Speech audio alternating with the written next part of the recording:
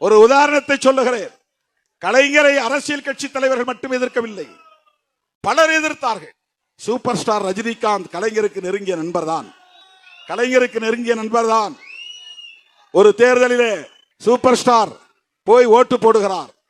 அந்த ஓட்டை பின்னால் இருந்து ஒருத்தன் வீடியோ எடுக்கிறான். அந்த வீடியோவை எடுத்து வெளியில டிவியில காட்டுறான். காலையிலேயே அதிகாலையிலேயே ஓட்டு போடுறார். இரட்டை இலைக்கு ஓட்டு போடுகிறார். ஓட்டு போட்டு விட்டு வந்து வெளியே 2 விரலை காட்டி விட்டு போகிறார்.